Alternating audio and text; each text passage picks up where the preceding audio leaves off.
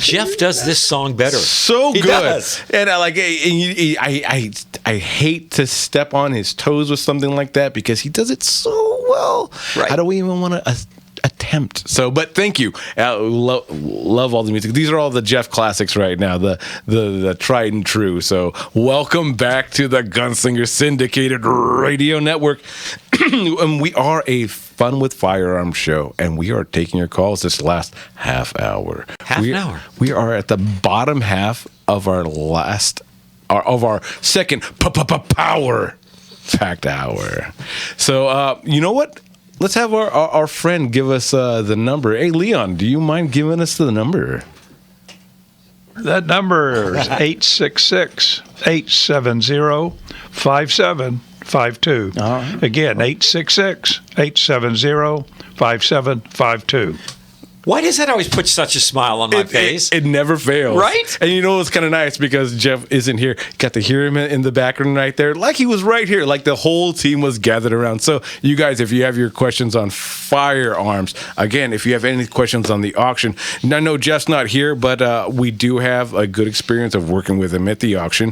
If you have questions on anything going on in your life, again, we were bringing up favorite firearm. We had a bunch online. Rumble has been hitting it out of the park. Had some great calls in there. But what do you like? And we've got coming up. We have some calls. Oh, we do. We're gonna jump right in then. Dave over in Whittier, you have it in the comments as Second Amendment. So, Dave, how can we help guys, you just making me want to do my Elvis karaoke, buddy. File in. You can't do worse than us. No, you can't. Come on, you can try. Big honka low. What's going on, Okay, Dave? How you doing tonight? Okay, so you have to ask, where's the source of this anti-gun business? Why? They never explain. They just say, oh, whenever there's a shooting, we got to get rid of guns. Well, That's not where it's coming from, folks. Okay, here's the deal. Ronald Reagan, and you guys asked me to call in on this, back in on this. I would recommend Paul Kengor, Kengor, book, The Crusader. It's all about Reagan and his history of fighting communism. Started in the 40s, late 40s, when he was the president of the Hollywood Union, SCAG. Okay? Boy, he got to read that book and you'll see the flack he got from crazy people back then. But he carried it on through the 80s. And what he did was he called the Soviets godless and immoral. And it bugged the Soviets to no end to where they called him the Crusader. And so what we're facing is the same thing. When you look at the California Teachers Association website, they can't get away with their CRT business because I documented what was on their website pushing CRT in 2020. They took it down, but I have it. Okay, it's crazy. But here's the deal. Where's the military strategy? One great tank commander in the Iraq War wrote a book in which he spelled out 5 points of military strategy. And one of them is center of gravity, and it applies politically. Eisenhower, when you go to the documentary The Presidents, the episode on him, he said that his strategy in his campaign for president was he did his campaigns like a war. And when you go to David Horowitz's website and you find his Academy on Political Warfare, two things: define your enemy and define ways to defeat him. What we have supporting the anti-gun movement of the left, Newsom and the legislature in California, is what? The California Teachers Association, putting out these constant lies about Trump, about Prop 50, but it never ends. The California Teachers Association is a big money union. So they get their money from the union members. They withdraw the money from their union dues and put it in their PACs and then use it for these deceitful ads. So we've got to counter that money, folks. Absolutely. Money for your candidates. And that's one of the things that we actually touched on about the CTA, the California Teachers Association, is that they're actually one of the folks that are behind that are lifting up Prop 50. So yeah, absolutely, this is coming from the bottom up in all directions. So bottom up, I guess, wouldn't be the correct term of phrase. You got to hit the center of gravity. It's money, folks. We've got to raise the money. You as an individual, you can raise money on your own and have the these fundraisers for your candidate. Yep. You know, these candidates for Republican, they do not need the Republican Party endorsement. Bob Dornan was great at raising money with one method: mailers, handwritten. Mass mailers, okay? There were some things I disagreed with about Bob Dornan and what was going on in that campaign, because I was in that campaign. But he was a firebrand who spoke his mind the way it should have been. No, absolutely, Dave. Absolutely. Listen to Dave, because he's letting you know that you can put your money where your mouth is and back who you really, really support, folks. Oh, and let me, am I still on? Let me tell you, folks, one other thing.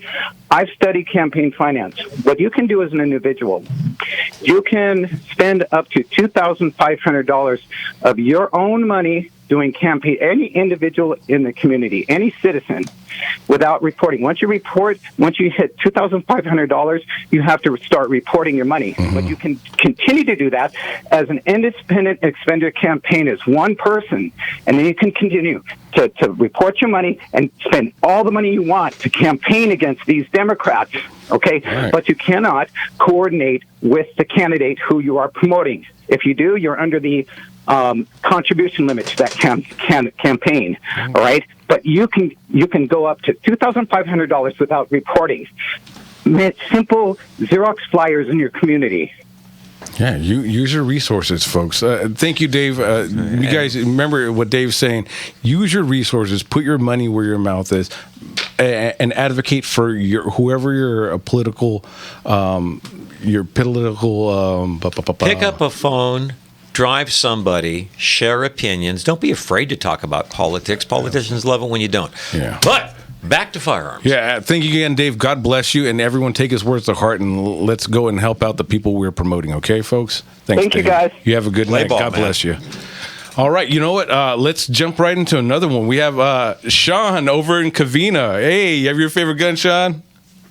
Hello, greetings. This is Sean in Covina. Yes, sir. Always an interesting call, Sean. Always appreciate you, Sean. I just want to give God bless the three amigos and your posse. Thank you. Thank you, sir. You're one of them. Absolutely. And if we have time, I'd like to talk about favorite firearms, and also if we have time, I'd like to know how you each met Jeff. All right, just jump right into it. What's your favorite firearm? Okay, let's go with the favorite. I'll just put in three. My one of my favorite rifles is a 10/22 Ruger, and the second one, the M1 carbine, and the Brother 92F. And of course, I like AKs and ARs. But like you said, Mark, that Ruger 10/22 is just a clean shooter. Man, just a clean shooter. do you have a favorite? Have you done anything like a carbon fiber barrel or a trigger? You can spend 10 times what you spent on the firearm on modifications and accessories. Have you done that? No, I haven't. But I know a lot of people would. When I used to be in a big box store, they'd just buy the gun, just keep the receiver, and get rid of everything else. Yep, there's got to be a stack of barrels and stocks out there somewhere. Oh yeah, it was like they said. What are you buying it for? I said, I'm just buying it for the receiver. and there's so much you can do with it. I remember back even in the '80s, there's so much you can do with it. Nowadays, they do even so much, and even Ruger is finally coming out with factory models, which are great. And I got a M1 carbine with a Philippine connection because it came out of the Philippines. Very popular there. Fed ordinance. So it has fed ordinance, and plus the country was imported out of the Philippines. I know you like that. Jimmy's going to be in favor. Yep. Oh yeah. You know. I'm a fan. I want to tell a story real quick. I was at a military rifle shoot recently, and a couple of guys had M1 carbines. Hey. And it was interesting to see what happened after 50 yards. Understanding the history of the M1 carbine and what it was designed to do, which was replace a handgun, because handguns are difficult to shoot accurately. So it's intended as a 0 to 50 yard firearm, actually. But they were issued to frontline troops who started trying to do things with. And so let me just say that the gentlemen who are competing with M1 carbines did not score especially well, but it was fun to watch them potting away. You know, it's always fun to watch. That's what. Hey, you know what? That's one of the things. That's where we have fun with firearms. And they were having as much fun as anybody. And I don't know.